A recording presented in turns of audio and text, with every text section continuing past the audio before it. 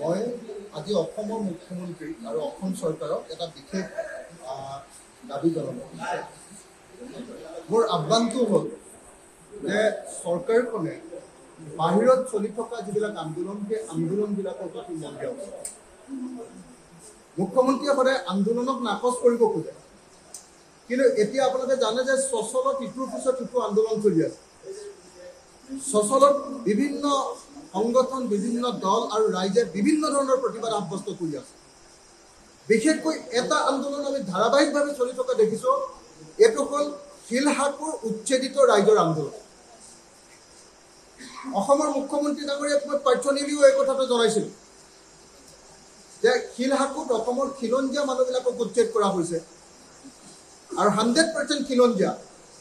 তেওঁলোকে খিলঞ্জীয়াৰ চৰ্দাৰ বুলি কয় নিজকে, তেওঁলোকে নিজকে খিলঞ্জীয়াৰ লিডাৰ বুলি কয়।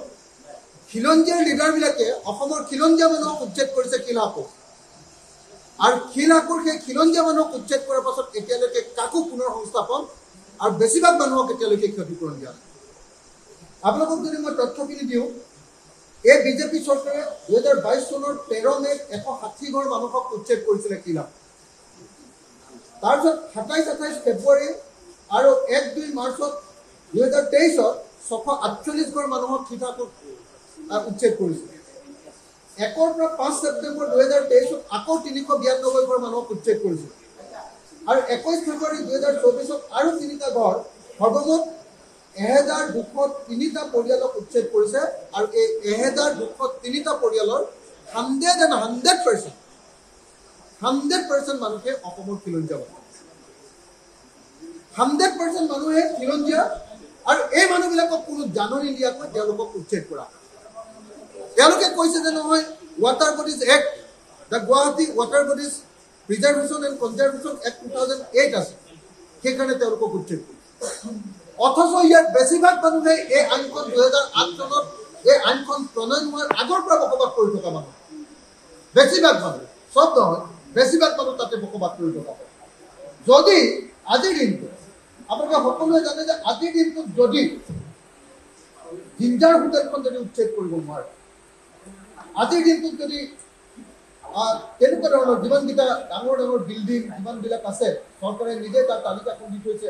মই তালিকাখন পাঠ কৰি দিলে চৰকাৰে নিজে কৈছিলে যে তাতে 159 বিঘা 17 লিচা মাটি দখল কৰি আছে। এই প্ৰতিষ্ঠানবিলাকক উচ্ছেদ কৰিম বুলি কৈছিলে এমাহৰ ভিতৰত, যেতিয়া প্ৰথম উচ্ছেদ হৈছিলে 2022 চনত। এতিয়া তাত প্ৰত্যেকটো প্ৰতিষ্ঠানত তাত স্ববিৰাজমান হৈ আছে, কিন্তু অসমৰ প্ৰত্যেকজন খিলঞ্জীয়া মানুহক এটা এটা পৰিয়ালকৈ তাক উচ্ছেদ কৰা হ'ব। মুখ্যমন্ত্ৰীয়ে কৈছিলে যে এনেকৈ উচ্ছেদ কৰা পৰিয়ালবিলাকক তেওঁ ক্ষতিপূৰণ দিব। এতিয়া ক্ষতিপূৰণ ক'ত? কিয় আজিও শিলহাকুৰ মানুহে এতিয়াও আন্দোলন কৰি থাকিবলগীয়া অৱস্থা হৈছে? নম্বৰ 1। নম্বৰ 2, অসমৰ মুখ্যমন্ত্ৰী ডাঙৰীয়াই কৈছিলে যে শিলহাকুৰ উচ্ছেদ কৰা মানুহবিলাকক বিকল্প সংস্থাপন দিয়া হ'ব, আৰু তাৰ কাৰণে 100 মহলীয়া তেওঁ ফ্লেট বনাম বুলি কৈছিল। ক'ত গ'ল এতিয়া সেই 100 মহলীয়া ফ্লেট?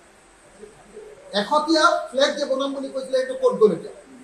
অৰ্থাৎ অসমৰ খিলঞ্জীয়া মানুহবিলাকক তেওঁলোকে উচ্ছেদ কৰি আছে। সেই খিলঞ্জীয়া মানুহবিলাকে বাৰম্বাৰ আন্দোলন কৰি আছে, কিন্তু আমি ইয়াতে বিধানসভা পাতি আছোঁ, কিন্তু আমি বিধানসভাই এতিয়ালৈকে সেই আন্দোলনৰ প্ৰতি মনোযোগ দিয়া নাই, আৰু অসম চৰকাৰে এই আন্দোলনৰ প্ৰতি সামান্যতম গুৰুত্ব দিয়া নাই।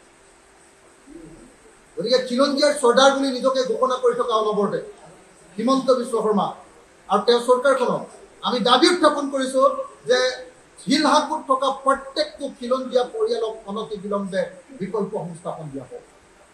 শিলহাকুত থকা উচ্ছেদ কৰা প্ৰত্যেকটো পৰিয়ালক ক্ষতিপূৰণ দিয়াৰ ব্যৱস্থা গ্ৰহণ কৰা হ'ব।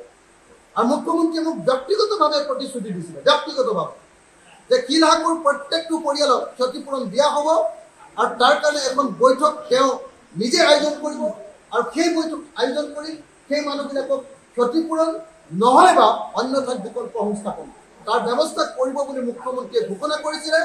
কিন্তু খিলঞ্জীয়াৰ চৰ্দাৰ বুলি ঘোষণা কৰি থকা এই মুখ্যমন্ত্ৰীজনে খিলঞ্জীয়া 1209 ঘৰ মানুহক উচ্ছেদ কৰাৰ পাছতো এতিয়ালৈকে এই খিলঞ্জীয়া পৰিয়ালবিলাকক ক্ষতিপূৰণ নিদিয়া বা পুনৰ সংস্থাপন নিদিয়াটো এটা অপৰাধ, আৰু অতি সোনকালে অসমৰ মুখ্যমন্ত্ৰীক আমি এই খিলঞ্জীয়া পৰিয়ালবিলাকক ক্ষতিপূৰণ দিবলৈ আৰু বিকল্প সংস্থাপন দিবৰ কাৰণে ৰাইজৰ দলৰ ওচৰত চৰকাৰ